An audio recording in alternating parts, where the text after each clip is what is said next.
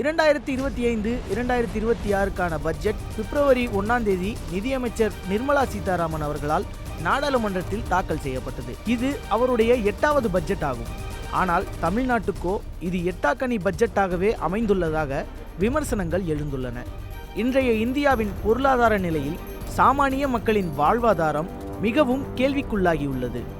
அத்தியாவசிய பொருட்களின் விலை உயர்வு, பெட்ரோல் டீசல் விலை உயர்வு மற்றும் மக்களின் வாங்கும் சக்தி குறைவு இதற்கெல்லாம் தீர்வாக இருக்கும் என எதிர்பார்க்கப்பட்ட இந்த பட்ஜெட் எதிர்பார்ப்பை பூர்த்தி செய்ததா? அது மட்டுமில்லாமல் புதிதாக கொண்டு வரப்பட்ட வருமான வரி திட்டத்தை குறித்து மிக விரிவாக பார்க்கலாம்.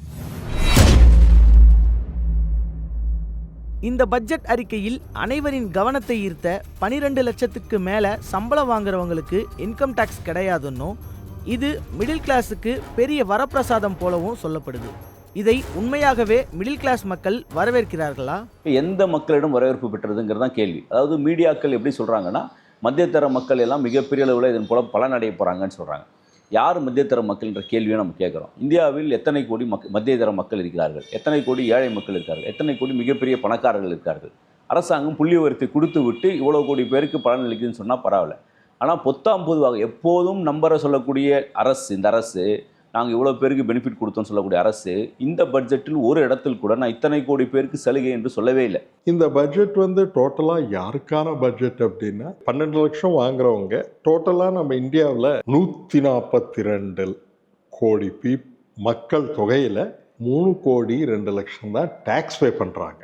அதுலேயும் 2,27,000 பேர் வருஷத்துக்கு 1 கோடிக்கு மேல இன்கம் இருக்குன்னு சொல்லியிருக்காங்க. 23 பேர் 500 கோடிக்கு மேல அவங்களுக்கு இன்கம் இருக்குன்னு சொல்லியிருக்காங்க. இப்போ இந்த இது பார்க்கும்போது இந்த மேல் தரப்பட்ட இருக்கிற மக்களுக்கு தான் வரக்கூடிய சொல்ப பெனிஃபிட் அவங்களுக்கு தான் போய் சேருது. இந்த வரிச்சலுகை பொறுத்தவரை மொத்தமாக 2ஆக பிரிக்கப்பட்டுள்ளது. ஒன்று ஓல்டு ரெஜிம், இன்னொன்று நியூ ரெஜிம். இப்போது நமக்கெல்லாம் ஒரு சந்தேகம் வரும். ஓல்டு ரெஜிம்னா என்ன, நியூ ரெஜிம்னா என்ன? இதில் எந்த ரெஜிமில் இன்கம் டேக்ஸை ஃபைல் பண்ணலாம்?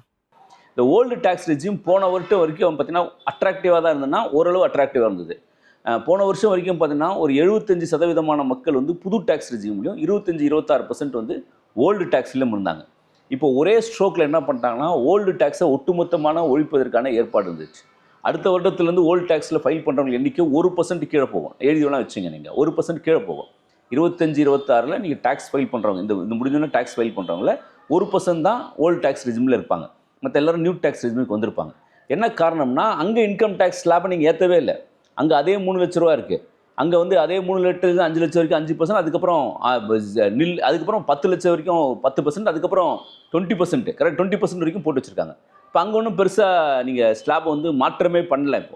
இப்போ அங்கே என்ன பிரச்சனைனா அந்த ஓல்டு டேக்ஸ் ரெஜிமில் ஏராளமான சேமிப்புகள் இருந்தது.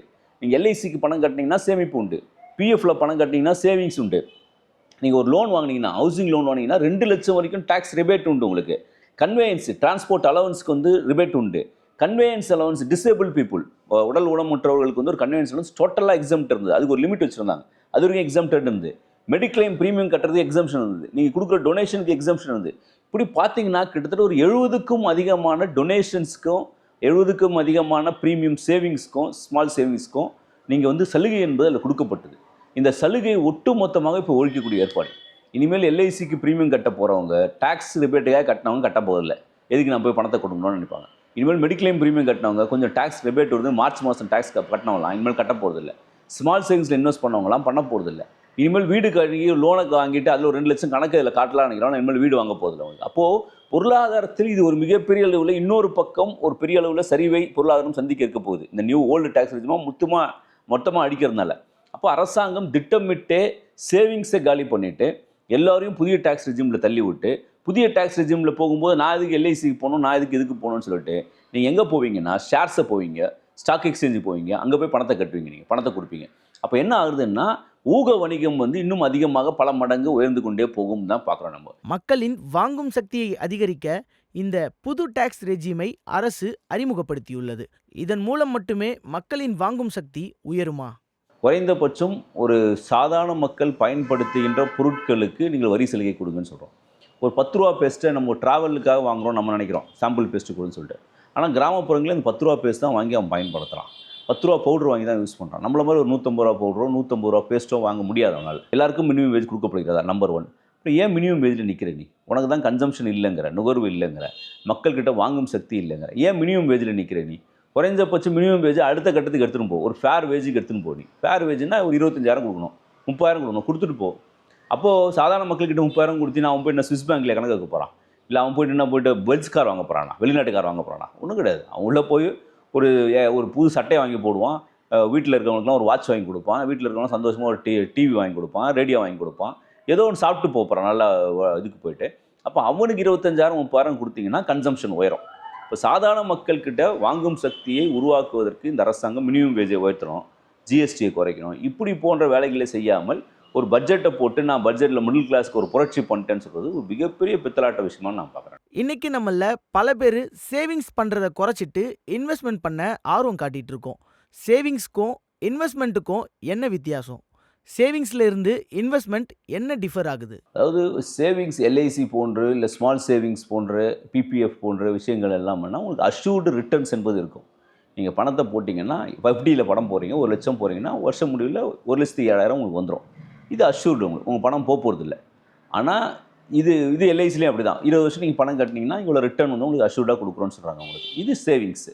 ஸ்மால் சேவிங்ஸாக இருந்தாலும், பிஎஃப்ஆக இருந்தாலும் சரி, லாங் டேர்மாக இருந்தாலும் சரி, ஷார்ட் டேர்மாக இருந்தாலும் சரி, உங்களுக்கு போட்ட பணம் திரும்பி வந்துடும், ப்ளஸ் உங்களுக்கு ஒரு இன்ட்ரெஸ்ட் வரும். இதுதான் வந்து சேவிங்ஸை பொறுத்த வரைக்கும்.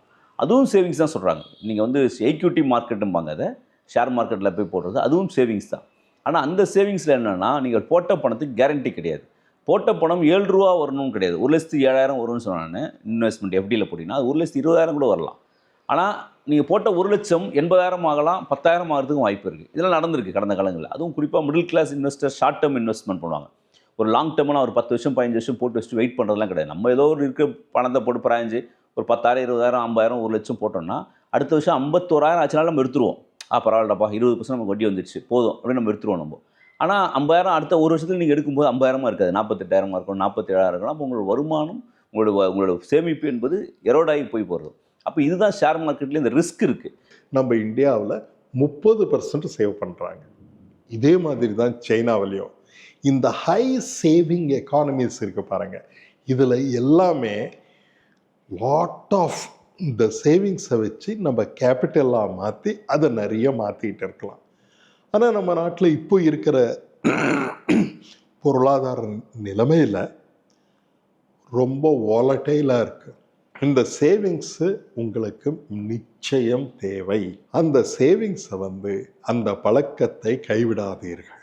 நம்ம இந்தியன் எக்கனாமிக் பிஹேவியரல் ஃபைனான்ஸில் நமக்கு ஒரு சேவிங்ஸ் பண்ணுங்கன்ற ஒரு அழுத்தம் ஒரு ஸ்ட்ரெஸ் இருந்ததுன்னா நம்ம சேவிங்ஸ் பண்ணுவோம்.